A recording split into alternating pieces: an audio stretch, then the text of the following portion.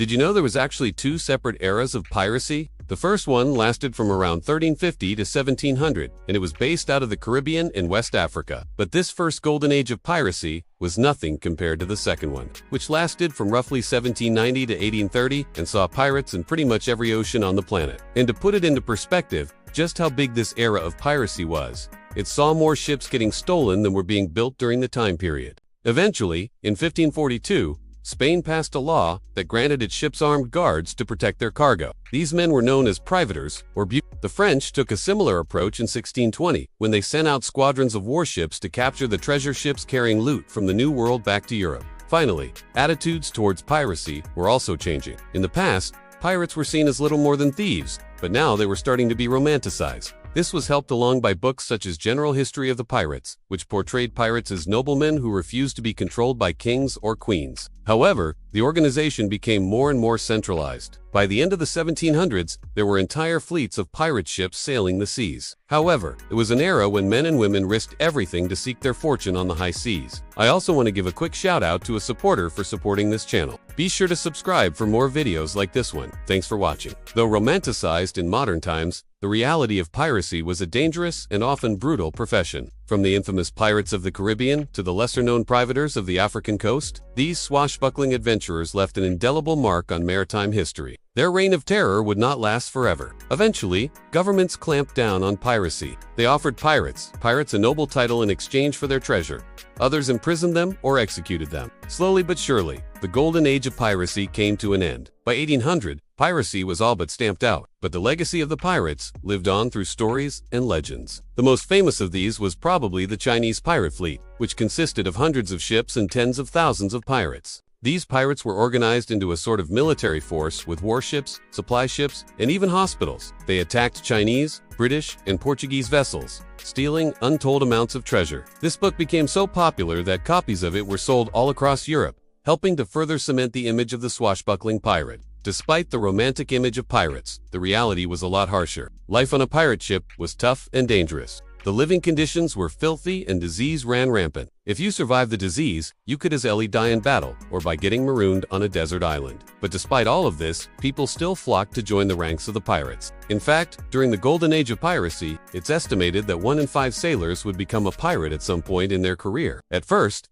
this worked. Pirates were driven out of the Caribbean and forced to move to other areas. One of the most famous pirate lairs was Nassau in the Bahamas. This island was a haven for pirates, who used it as a base to attack Spanish and Portuguese ships. Another hotspot was Port Royal in Jamaica. This town was said to be so lawless that the pirates could do whatever they wanted without fear of being arrested. Libertalia was another notorious pirate settlement, located on the west coast of Africa.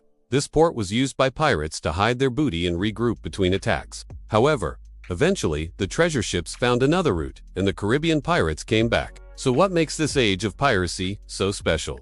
Well, that's what we're going to find out today. This was due to a number of factors, including a change in shipping patterns, an increase in trade, and a change in attitude towards piracy. For example, before 1700, it was rare for a ship to be completely full. This group consisted of several small bands of pirates operating out of the English Channel and the North Sea. They were led by a man named Bartholomew Roberts, who is said to have sailed over 200 ships in his career. Their main targets were the richest trading ships of the Chinese, which were full of silk, spices, and other luxury goods. During their peak in the early 1700s, they operated a sort of accounting system where each member of the crew would keep track of their own earnings. Loot had to be registered before redistribution, and members of the crew who wanted to leave the brethren of the coast could only do so once they depaid off their share. Most of the time, they would carry a mix of goods, but after 1700, ships would often carry just one type of cargo, such as sugar, tobacco, or cotton. This meant that the value of the cargo increased dramatically, and it became worth more for pirates to target these ships.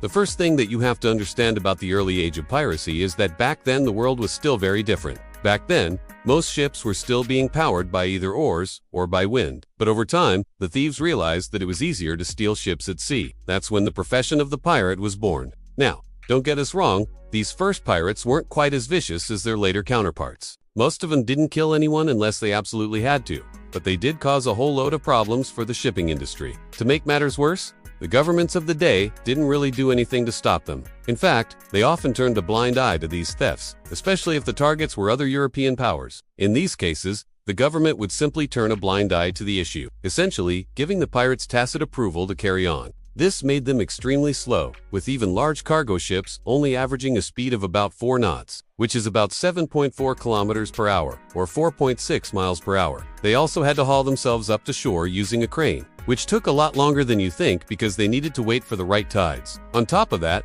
the navigational tools at the time weren't too great. They didn't have any kind of compass or GPS, and instead, they mostly navigated by sighting landmarks following animals, like birds, or by using dead reckoning, which was a method where they would use the stars to tell which way they were facing, and then do some math to work out their location. Because of all of these limitations, shipping routes were short, and traders preferred to sail close to land. This meant that ports were usually very crowded, and it was easy for opportunistic thieves to board vessels when they got the chance and steal their cargo. In fact, this is exactly how piracy began. It started with thieves simply stealing things from ships in port. Eventually, however, this changed when Spain began losing huge amounts of gold and silver looted from the Americas to these Caribbean pirates. But while this first age of piracy did lay the groundwork for what was to come, it would take another couple of centuries for the next golden age to begin. The second reason was that between 1700 and 1750, the global population grew by about 50%, meaning there was a larger population base from which pirates could recruit. One of the first and perhaps most infamous pirate organizations was the Brethren of the Coast. As the years went on, however,